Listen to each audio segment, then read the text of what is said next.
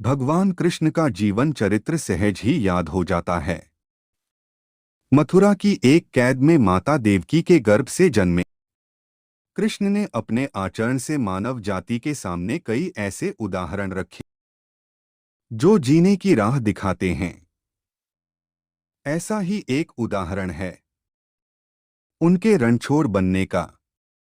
जी हाँ, एक बार कृष्ण भी युद्ध को बीच में ही छोड़कर मैदान से भाग गए थे। फिर भी शत्रु का वध हुआ और हजारों निर्दोष नागरिकों की सुरक्षा हुई। यह है कृष्ण के रणछोड़ बनने की कहानी। भगवान श्री कृष्ण का जन्म कंस का वध कर समस्त पृथ्वी लोक को उसके अत्याचारों से मुक्त कराने हेतु हुआ था। किशोरावस्था में ही वह गोकुल से मथुरा आ गए तथा दुष्ट कंस का वध किया। कंस की मृत्यु से दुखी उसके श्वशुर जरासंध ने एक विशाल सेना लेकर मथुरा पर आक्रमण कर दिया। इस आक्रमण में उसके साथ शिशुपाल और काल्यवन जैसे शक्तिशाली राजा भी शामिल थे।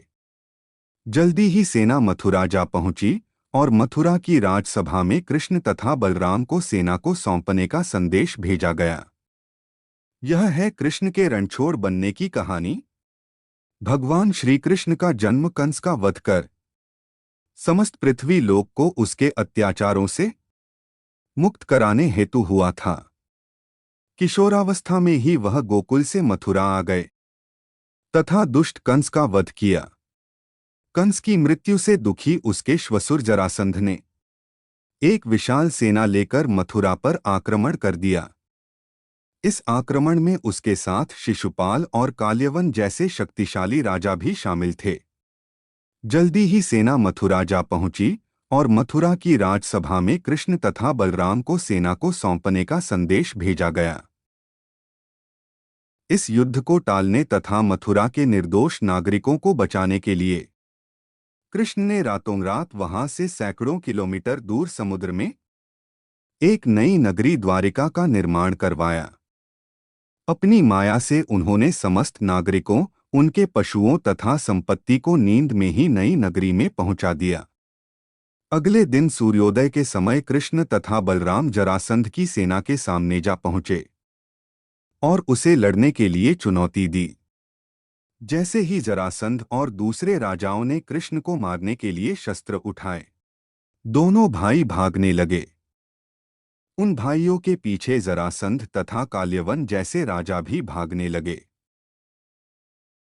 कुछ ही देर में दोनों भाई बहुत आगे निकल गए और उनके पीछे केवल मात्र काल्यवन रह गया। उसे देवताओं ने वरदान दिया था कि उसकी हत्या किसी अस्त्र या शस्त्र से नहीं होगी।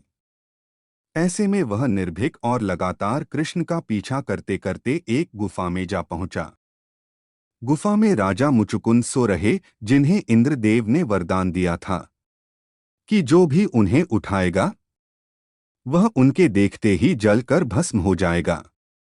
वहां पहुंचकर कृष्ण ने सोए हुए मुचुकुंद पर अपना पीतांबर डाल दिया और स्वयं छिप गए।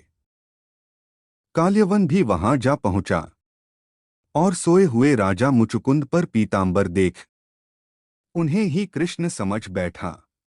उसने मुचुकुंद को उठाने के लिए लात मारी, जिसके कारण उनकी निद्रा खुल गई और उनके देखते ही काल्यवन वहीं पर जलकर भस्म हो गया। तत्पश्चात कृष्ण ने राजा मुचुकुंद को अपने चतुर्भुज स्वरूप में दर्शन दिए और उन्हें मोक्ष पाने का वरदान दिया। वहीं दूसरी ओर जरासंध और बाकी राजा पूरी तरह से खाली मथुरा देखकर वापस लौट गए। युद्ध से भागकर कृष्ण ने रखा देवताओं के वरदान का मान।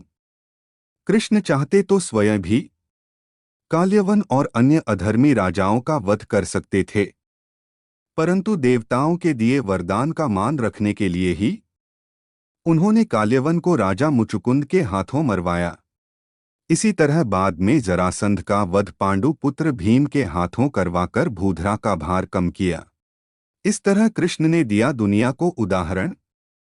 इस कहानी के बाद कृष्ण के नाम के साथ हमेशा के लिए रणछोड़ जोड़ दिया। कृष्ण की इस कहानी से सीख मिलती है कि अनावश्यक ताकत का प्रदर्शन नहीं कर बुद्धिबल से काम लेना चाहिए। इस तरह हम अपनी शक्ति को खर्च होने से रोक सकते हैं और बड़े से बड़े संकट का भी सामना कर सकते हैं।